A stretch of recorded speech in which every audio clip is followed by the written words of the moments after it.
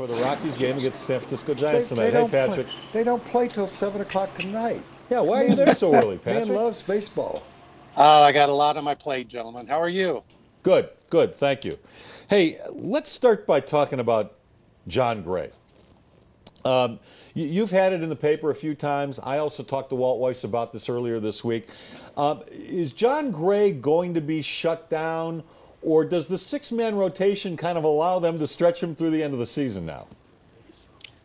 I think it gives them maybe, not in terms of number of starts less, maybe not more than they said before, but I think we'll see him later into the season. Walt took him fairly deep into the game the other night, which was good to see, but I still don't, they're not, we may see him through most of the rest of the year because of the six-man rotation. So is it possible that they're going to keep running him out there till he has a decision? Well, he got lucky the other day that he didn't get his first loss. But yeah. You know, let's say this: for all the flashes of talent Jon has shown, he's been underwhelming at times too, guys. I mean, he's 0-0 with a 6.15 ERA. I know a lot of that goes to that one disastrous game. There are things about him that I really, really like. He does have a good fastball. It's not a 98 to 100 mile an hour fastball, but it's good. But until Jon can throw that slider when he needs to, when he wants to, and until he gets a better changeup, he's not going to be the ace the Rockies want him to be. Can we step out of bounds here just for a second? Wrong sport, but outside can we go back lines? and You'd like to forth? go outside the Can lines? we give you some quick hitters? How about that? Some blue darters? Go right ahead. I'd like to do like a 30-second thing and just ask him about players. Can I do that for like you and I? Rosario's back. Why is he playing? Why is he playing? Question mark. What's going to happen to him? I mean, does nobody want him? I mean, no, they need to trade him. And, you know, I feel bad for Willeen. Great kid, a great hitter, but he can't show it because he doesn't play enough. I will say this, guys. He does look better now at first base than he did before he got sent down. That's not saying a lot, but I wish the Rockies would just bite the bullet with the kid, get what they can get for him, let him see if he can go to an American League team and make the best out of his career, because he's just languishing here. He's doing nothing here. All right, I got one for you. Is Ben Paulson the future at first base? And if he is it short-term or long-term? You know what? I think when you say short-term, I could see him being their first baseman, guys, for the next 2 to 3 seasons, because from what I can tell, they don't really have anybody else in the pipeline. And Ben's doing fine. I mean, he's not a superstar. I don't think he's ever going to be a star.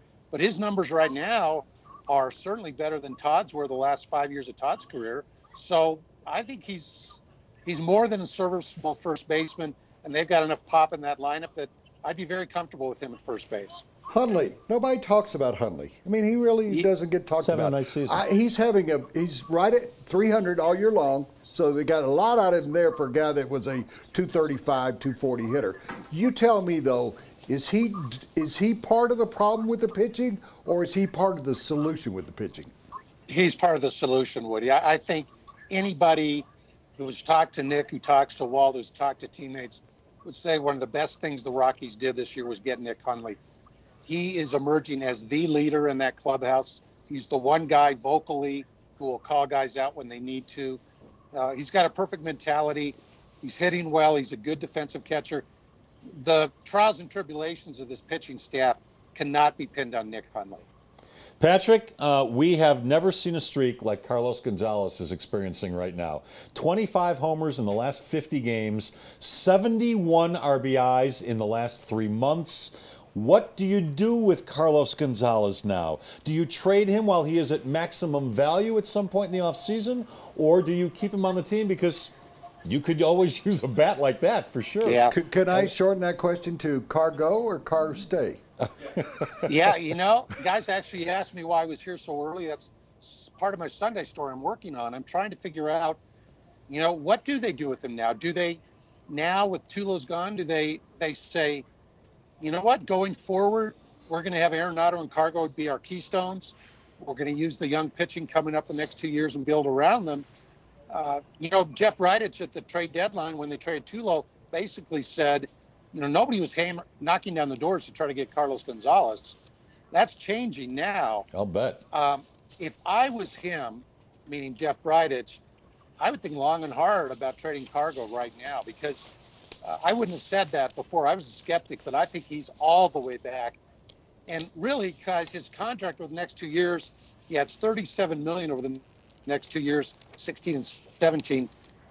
But if he can continue to produce like this, well worth it. That's pretty good. Yeah. I might hold on to him. Yeah, that's kind of a bargain. I read a national report, Patrick, that said if the Angels had gone all out for Cargo, they would be in the postseason.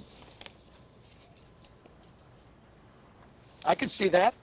And the Mets are going to make the playoffs regardless. But can you imagine if the Mets had gone through and really given up somebody, one of those bright young pitchers, to get Cargo?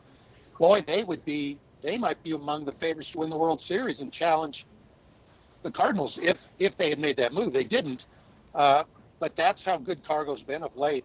And guys, I don't know about you, but I really had questions as to whether we'd ever see this Cargo again. And sure. Shame on me, because he's all the way back. Well, good for him, and I think they should keep him. They've expanded the roster. Of the young guys that have come up, who are you most interested in watching the rest of the season? The guy, Jairo Diaz, the big strapping right-handed bullpen guy, could throw 100, averages about 97, 98. He's a flamethrower. I've seen some really good stuff from him. He's got a put-away slider. He's so raw right now that he's not very good. But I'm really eager to see if Diaz can be the kind of pitcher that I think this team needs going forward. Patrick, he's the most intriguing guy to me. Last thing, I want to ask you a question about the organization. But can we nickname him Comandante? Commandante? I'm sorry? Commandante, he wants to nickname Castro. You can do that, Woody. You the can Commandante. do that. You have a No, this isn't Castro. This is Diaz. Diaz. This is Jairo Diaz. But you can nickname him whatever you want, Woody.